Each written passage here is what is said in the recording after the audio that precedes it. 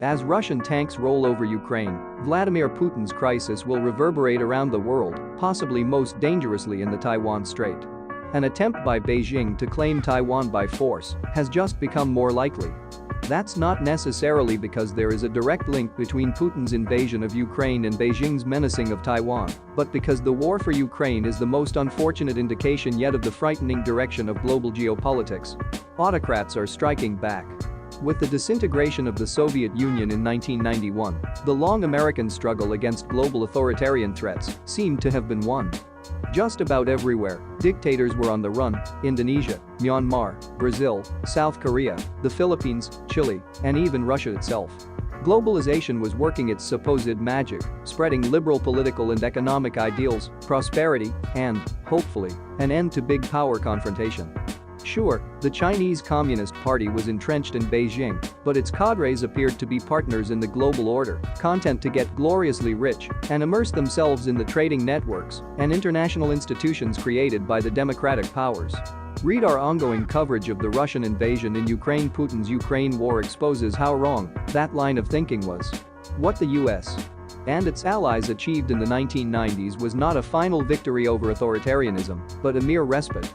For years, the American-led liberal democratic consensus has been eroding. Take Viktor Orban's a liberal democracy in Hungary, Recep Tayyip Erdogan's undercutting of freedoms in Turkey, or Narendra Modi's assault on India's secular traditions.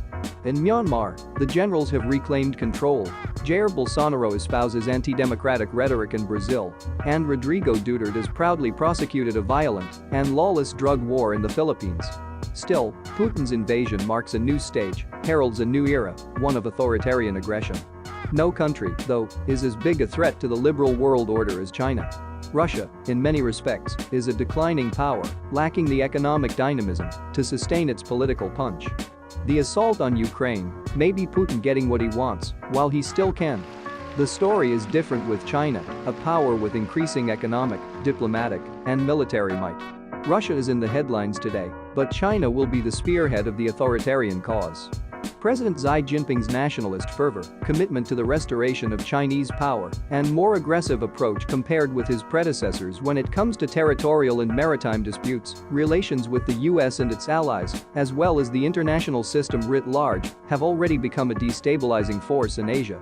Taiwan is on this tenuous front line. Just as Putin can't tolerate Ukrainian sovereignty, the Chinese Communist Party will never accept the separateness of Taiwan, which Beijing considers a core part of China occupied by an illegitimate, and by the way, democratic, government.